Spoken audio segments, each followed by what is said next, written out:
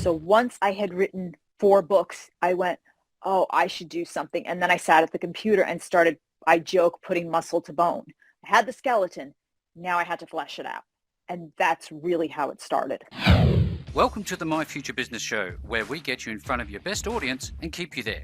Not only are we interviewing the biggest names in business to help you become even more successful, we're inviting you to book your spot on the show to help you grow your business. So at the end of the call, make sure you fill in the interview application form at myfuturebusiness.com/interviews. Welcome back to the My Future Business Show. My name is Rick Nuske. It is so wonderful to have you here, and it's also wonderful to have this opportunity to sit with wonderful guests who are making a great deal of difference in the world. Now, with that being said, today I'd love to welcome to the show fantasy novelist Danielle M Orsino. Welcome to the show, Danielle.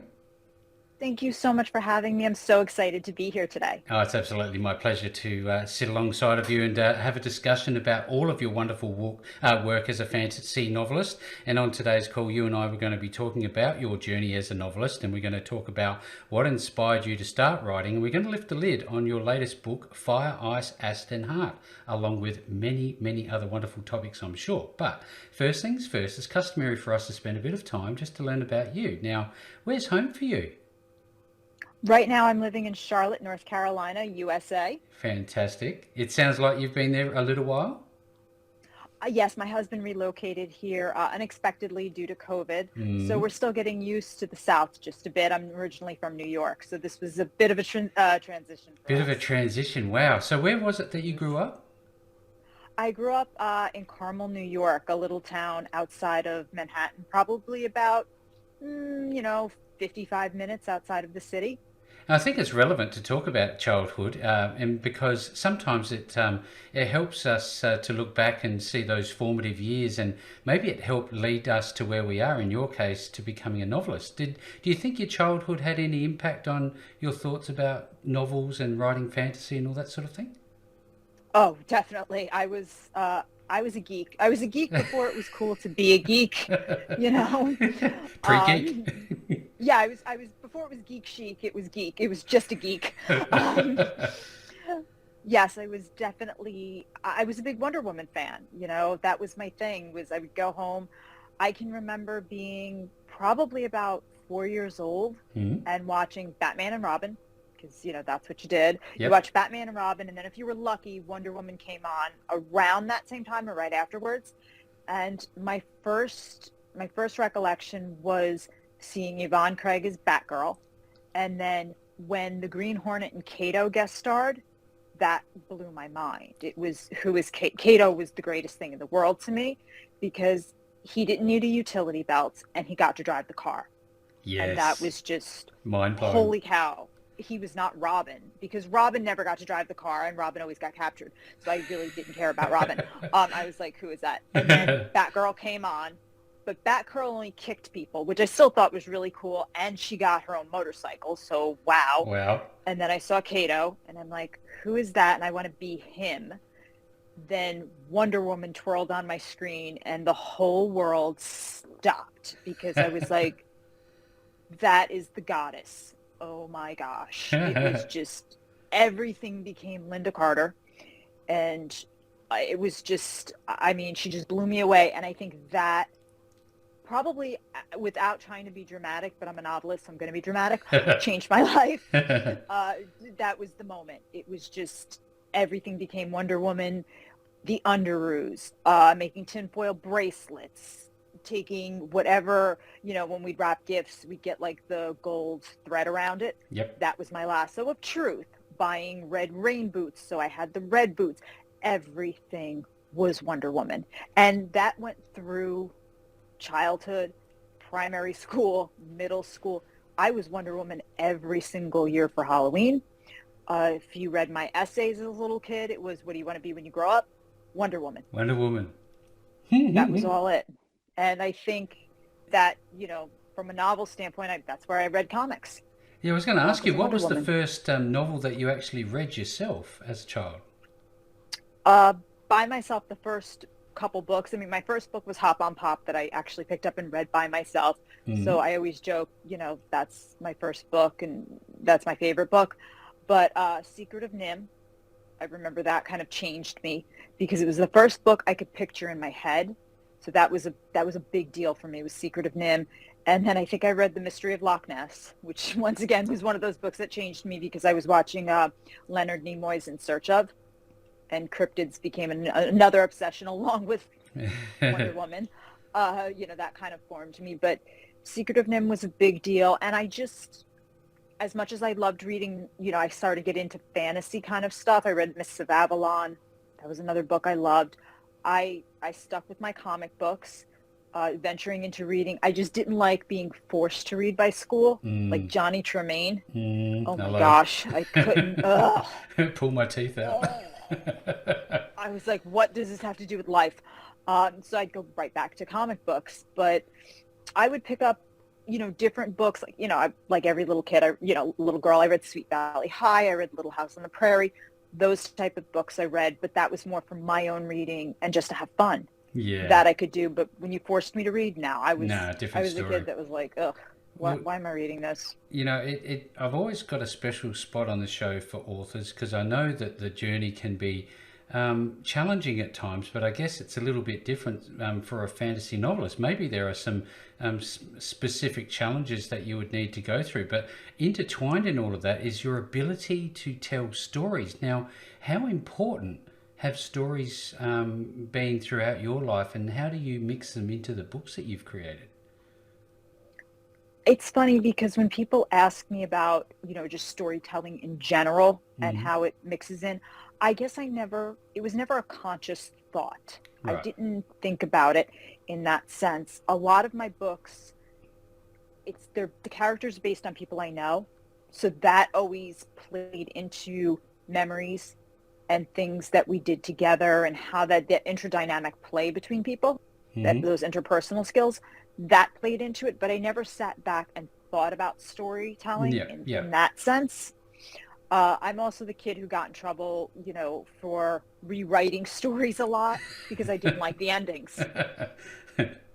So it's hard to say. And I think comics, once again, played a big part because I could get lost in a comic and there was always a new story the following week, or, you could read X-Men 193 and then read Uncanny X-Men with a different team the following week while you waited for, the Amazing Spider-Man to come out. There was always just this different flow. I'd love to get lost. I'd love to ask you while I'm thinking about it, Danielle, do you like to watch, Netflix? Because there are a lot of great, shows that are on there at the moment that are along the same vein. Do you find yourself at all absorbed in any of those? I really love, I've been watching The Orville. I love The Orville because I do like its take on Star Trek. Yep. I think it's really interesting that he's been able to that Seth MacFarlane can walk that line and not get in any trouble. I find it just amazing what he's done with sci-fi and this new take on sci-fi and how he's taken some of what's going on in society right now and woven it into sci-fi drama. I think what he's doing on The Orville, absolutely amazing. What am I watching on Netflix right now?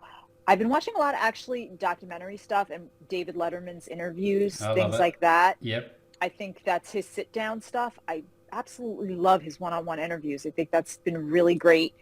I don't think I have gotten away from it. I watched The Witcher, which I think is interesting since it came from a novel perspective before it was a video game. I'm kind of into what they're doing with the original source material. I think it's really interesting. I did watch some of the newly adapted stuff and I can't say I was all that impressed. I love Discovery of Witches. I enjoyed the books tremendously. I thought what Deborah Harkness did was beautiful. Didn't love the adaptation. Oh. I'm sorry. Yeah, I didn't love painful. It was rushed. Rushed, yeah. But I do like I love The Boys. I think what The Boys are doing, great. Yep. I love, once again, it's coming from a comic book, original source material is comic book. Love what they're doing. Invincible. I think it's really great.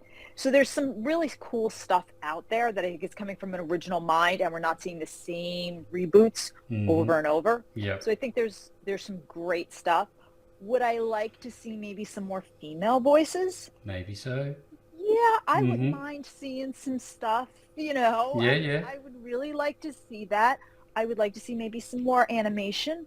You know, I liked Castlevania. Yep. Thought Castlevania was really well done.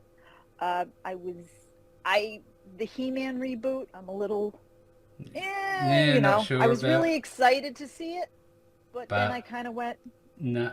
okay. You know, it was kind of wah wah on that, Yep. but I do appreciate what they tried to do with it. I Yep. do. So we'll see what happens in the next season. Mm-hmm. There's some, you know, there's some really cool stuff out there. I'm always open Yeah, I can to hear tell it, but you I would, are. Yeah, and what gets me is you're highly educated in this space, and that's what really fascinates me about you. I hear you talking about comics, and I look at your wonderful costumes, which we're going to talk about why that is later on in the show. Tell us, do you go to Comic Con and you know go to cosplay? Do you do all those things? yes, I'm a fixture. New York Comic Con knows me well. I just made my first debut at Heroes Con in Charlotte, and I Congratulations! learned. Thank you. I learned on Fridays they don't really cosplay there. Learned the hard way when I showed up in total gold as Wonder Woman 84, Oh and I was wow! the only one walking around. It's kind of funny. Dare to be You know, different. down in Charlotte, you don't walk around like that, but that's okay. That's okay. We learned. I had an absolute ball. I went the second day as Harley Quinn, and I met some lovely people. Beautiful. The third day, I met Chris Claremont. I had the nerve to meet Chris Claremont in full Oh. Linda Carter Wonder Woman garb. Ah. And it was funny because I asked to take a picture and he looked at me and he went, even though you're dressed as the enemy, I'll allow it. And I have to laugh because he's one of my heroes. And I thought, well, he's got brand recognition and brand identity and loyalty, and I'll give him a lot of credit. But he did take the picture with me in Well full Wonder done. Woman gear. Well done. I met Jim Steranko, who's another one of my heroes, and they both asked me for my book. And at that point, there was a little bit of this surreal moment Oh. where I kind of sat back and I was talking to Jim Steranko.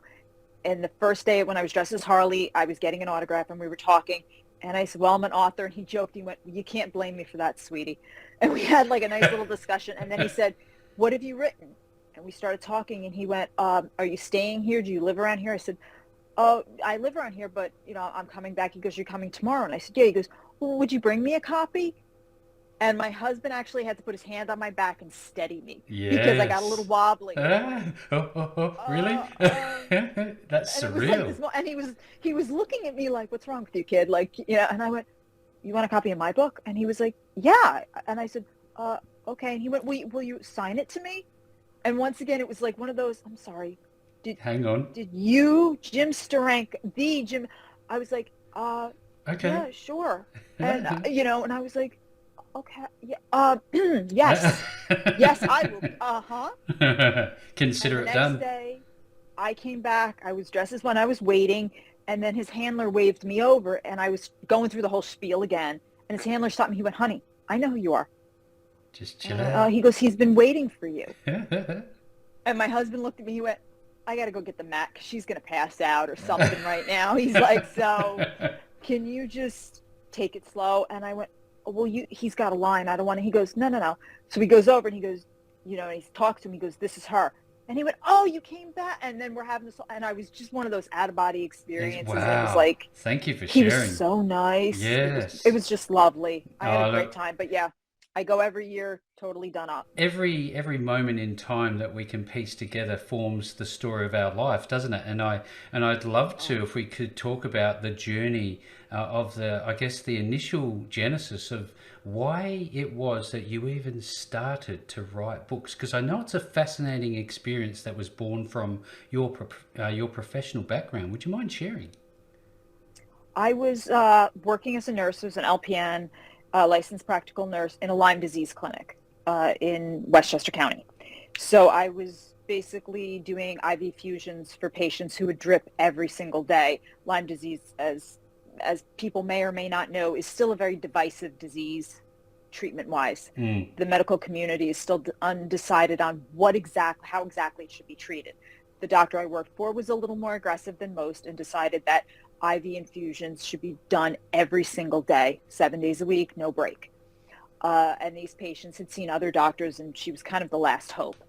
So I had a patient that I'd grown very close to. I started my job. He started his drip the same day. So we Oh, were wow. walking this path together. Yep. And so therefore we became close. We were football fans. Granted, he was a Baltimore Raven fan, but we'll let that That's go. And I'm a besides New the York point. Giants fan. Yeah, that's just, And after it was probably about a year and a half of him dripping, he just didn't want to do it anymore. He had uprooted his life and he wanted to get back to his job. Yeah. So the deal he had struck with the doctor was, I will drive 5 hours, drip my 2, turn around and go home on a Wednesday. I will then return on Friday, drip Friday, Saturday, Sunday, early Monday, and then go Wow. home. I kind of knew this wasn't going to work, but okay, that's what you want to do. So I changed my schedule so I would work with the patients on Wednesdays with the doctor, and I would be there when he would come in. Mm. And so we were doing this, and after about 3 weeks, he finally said, Danny, I don't want to do this anymore. And I said, well, you'll backslide. So we had a whole conversation. He said, we'll do something to keep me in the chair.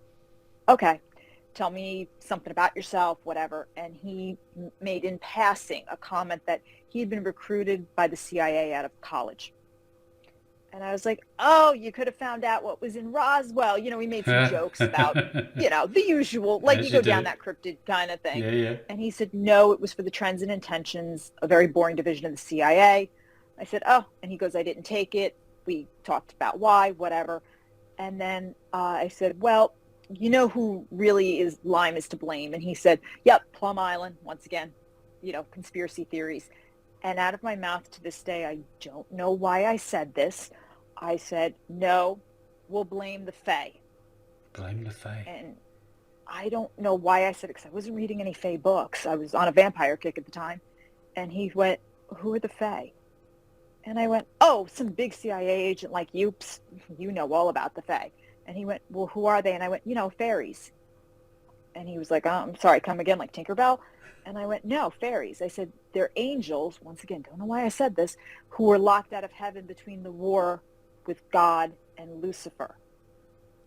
And he went, oh. And I said, but I know why you're here. You're really a CIA agent who was here to see if the nurse, and I pointed to myself, is the brains behind this whole operation, and she's a Fae-human hybrid. And he went, yeah, that's why I'm here. And I went, yeah, that's why. And so I sat down and told him this story, and I made him Agent Graham, because he liked graham crackers, so he became Graham. And I was like, I just wove this story, and when something would happen, I would just make it up. So if, the dog, my doctor had a dog, it was a big black lab, and I was like, the black dragon who was the Dark Fae King's companion. I would just make stuff up as it happened in the IV room. Yeah, wow. Just off the top of my head. And I wove everybody into the story, and I just started Birth of the Fae, and that's how it How came it to started. be. What a fascinating story. That's incredible. You've obviously got a very caring, generous heart who loves to help others in need, and it's a wonderful thing. I also want to know how you go from, taking those thoughts, those random thoughts on the fly, and actually putting pen to paper and actually starting to write an actual book. What's the process? I didn't think I would ever do it, to be quite honest with you. I did not set out. It was this patient pushing me as I told him bits and pieces of the story. He would say, you need to go and write this down. You have to go. And I was like, yeah, whatever. But, I was like, I'm going to go be a PA and, a physician's assistant. I'm going to go pump Restylane in people's faces. Like, I got my life planned out. I'm going to make money. I ain't got time for this. Blah, blah, blah. But he kept urging me. And the funny thing is, when I would go to bed at night, whatever I told him, I would play in my head like a movie. So it was still in my head. And I was even wondering, like, why am I still thinking of this? But it was there. And I was playing it, and I'm like, yeah, maybe they would do this, or I would think of another piece. So my brain just went, yeah, you're going to need this later, and kind of filed it away. And then I just decided, after he really urged me on, I'm like, okay, you know what, I'll write it down. So I picked up a journal, because once again, I didn't think like I'm going to type it. I hand wrote it. Yeah, wow. But as I started writing it, I went, oh, well, people are going to wonder where the Fae came from. Because I sat down and wrote a scene from what will what people will read later on is another book that featured my patient's literary persona, Agent Graham. And I went, oh, they're going to want to know where the Fae came from. And I would pick up a journal and write, okay. And I just write a scene, Well, from there. that, and then I would pick up another journal and go, oh, but they're going to want to know this. And so I had these journals with half books written in all of them. And I didn't know what to do. So I just kept writing. I hand wrote all these books, not knowing what I was really doing. Like when people joke, are you a pantser or a plotter? I'm like, is that a sexual thing? Because I don't know what the heck you're talking about. I don't get what you're saying. Speak English. Oh, yeah. I'm like, I don't know what an Oxford comma is. Is that on my keyboard? What? I have no idea what's going on. I mean, nothing. That I just didn't know. So once I had written 4 books hand wrote them, I went, oh, I should do something. And then I sat at the computer and started, I joke, putting muscle to bone. I had the skeleton. Now I had to flesh it out. And that's really how it started. Yeah, that's incredible. How long did it actually take for you to put it all together? Was it years or months or? The first 4 books, writing handwritten, took about 9 months. Mm-hmm. Then Locked Out of Heaven, probably from that 9-month point, if I add on, Locked Out of Heaven was probably about 2 years, Wow. give or take, Yep. getting it, Yep. all there. The rest of them have just kind of flowed because they were all partially written and done. Not that anybody wants to read those first drafts. Trust me, you don't. You don't want to. They're quite a mess. King Jarvok's real name was Farjok. It was just by the time I got from the paper to the computer, my dyslexia kicked in, and he became Jarvok. And in my head, he was like, "Oh, I like that name better. Go with that." He's like, "Do that." It was little things. The dragon research that probably took me the longest to figure out. Can I get my dragons to fly? How will they breathe fire? All that stuff. Those became the incidentals, but the meat and really honing it and making sure it made sense. Yep. The first release was a pain. It was just dealing with the first publisher before I was picked up by 4 Horsemen. And then they came in and was like, okay, we're going to re-edit. We're going to redo the covers. This is how we're going to do it. All of that. That wonderful stuff that goes on in the background. Yeah. Now, you moved on, and you've your latest book is called Fire, Ice, Acid, and Heart. Tell us the background about this wonderful book. This is my first novella. It takes place in between From the Ashes, which is book 3, and Kingdom Come, which is book 4. It was done really out of labor of love. My best friend from high school, Jennifer, who's also the inspiration for Lady Serena, the character, told me her dog, Callie, had passed away. And she had asked me to honor the dog because she knew my dog, Los, is a dragon in the book. So I said, I'll make Callie a dragon. And I said, what do you want her to be? And she said, a fire breather. I said, great. I wrote a short story about Callie, and I called her Callihandra. And I said, how about, I do a training story. And I said, I'll make you another. I said, since you're a light fae, I'll make you a dark fae in this one. I'll call you, and her last name is Gennaro. So I said, how about your Gennara? And she's like, great. I made this little short story about them meeting and Callie being allergic to snow pollen and, just blowing everything up and, cute little whatever. It was maybe a page and a half. And I gave it to Jen as just here you go. Here's my little way of kind of honoring you. And she was like, oh, this is lovely. She read it and she's like, you should turn this into something. So I gave it to my publisher and I said, I have this little short story. And they read it and she was like, what if you made this a novella? And I'm like, I don't know what the heck a novella is, to be honest. It's like, I'm thinking like a telenovela. I'm like, what do you mean? And she was like, no, like a little, about 25,000. And I was like, all right, let me think about it. Because I was like, how am I going to weave this into something? And then I started thinking about my dragons. And a lot of my readers were like, are we ever going to get a dark fae-centric dragon story? And I said, I might have something. And so I asked Jen for more stories about her and Callie and just how Callie was as a dog and how they interacted. And I realized that Callie was really her heart and her home. And I thought, well, maybe the dark fae, this is how they are with their dragons. And I came up with this idea of these dragons going through a tournament to find out who the best of the best are to enter their fighting ranks. And what if I had Callie and Janera, really with their backs up against the wall, how would these two act? And what would happen? And what's Yeah. going on inside the walls of Bloodhaven and things like that. And I decided to just make a love letter to pet owners. You know, we all have pets of some kind, a lot of us, and they really are our heart and our Yeah, home. And I absolutely. know I have dogs, As and we do. Yeah. they're, they're characters in my books, and they're my little ones. So I thought, let me honor that. So it's this novella centers around the dark fae and their attachment to their dragons, and the dragons being attached to them, because I didn't want in my series dragons to just be weapons of mass destruction, Mm-hmm. villains, or just those side characters where it's like, oh yeah, that's my dragon, he just stands behind me and looks mean. The dragons actually fight side by side, and they all have to protect an egg in kind of this battle of capture the flag. But you have to work with your dragon. You have a magnificent mind. I wonder, is there an end point to this series of books, or are you continually writing and you find it hard to stem the flow of creativity as such? I don't have like a set point where I'm like, oh, Mm-hmm. I'm going to do 10 books and that's it. That's I it. don't have it. I kind of have this idea that I'm going to go until I feel I've told everybody's stories and given them the respect, and then I'll back out, because Yeah. my characters, I joke that I have enough voices in my head, uh, but I really do. I kind of feel like I'm their custodians, and they tell me. Yeah. I've literally had characters. I have one character in Diga who's, I call her Eloise in the Palace.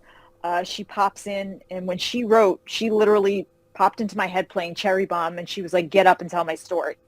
And I Oh, was like, "Oh wow. yes, ma'am. Okay." Okay. And I had no plans on writing a 6-year-old, and she was like, "No, no, no. I'm going to throw your whole plot Out the up in window. the air, and here we go." And I was like, "Oh, so sometimes these characters just pop up, and they're like, it's time to tell my story." So I'm going to go for as long as I feel the creative reservoir is there and I'm putting out quality, Yes. and everybody's been told in a respectful way. If I feel like, oh, I'm just telling it to tell it, then no. Then I'm done. Tell, tell me That's something. it. Hmm. The way that you talk about your characters and the way they come about, I think of many different authors and who have gone on to big movies because of their skill.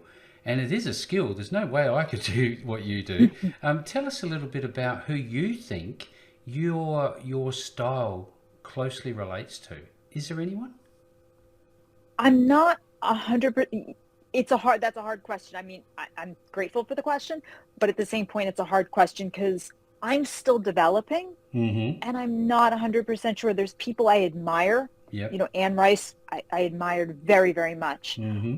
Her Queen of the Damned book was amazing. But I'm not sure if there's one author that I'm like, oh, I write like that, because I feel like I'm still learning so much Yes. that it's hard for me to say, oh, I'm like so-and-so, because I feel like, yeah, I'm not quite there yet, but I'd like to be someday. Of course. So I'm not 100% 100% sure. sure. Yep. I think there's people I aspire to be, but it does come down to someone like an Anne Rice or Chris Claremont. I think he's prolific in the sense that his Dark Phoenix saga, I remember reading that and thinking I actually care about the villain. And not just because it was Ah. in Jean Grey's body, but the character itself made me feel. The Dark Phoenix, the Phoenix entity, I remember thinking, I actually care what happens to you, and you've just obliterated a star system. But when it gave its reasoning, I was like, I actually care about you, and this is the first villain I care about. Yeah, And that wow. I thought was a skill that he had, that Yep, I'm to like, draw you in. wow, Yes, that's fantastic. that's pretty cool. So, and he, that's cool. I've definitely got a feel for the type of I guess the people that you would look to in some regards. Now, let's shift gears a little bit and talk Hmm. about the artwork. It is absolutely amazing artwork, and you seem to play a central role to this. Tell us a little bit about that. My dragon, the dragons are done by Pandy Van. Right. She is amazing. Of And course. I have to say, I get down on my knees and thank her, because I found her totally by accident. Hmm. Um, but I think it was, universal guidance at the same time. I was at Comic-Con, New York, and I found another dragon artist who was considering working with me. And then he goes, look, I'm booked for the year. Yeah. And I'm like, yeah, well, dude, yeah, this ain't gonna work. And he said, go on DeviantArt. He says, like, I can't remember the woman's name. He said, Panda, something. He's like, but I think her work will match. And I'm like, Panda. I was like, that doesn't, how's that gonna help me? So I went on DeviantArt and I was looking and I saw Pandy's work.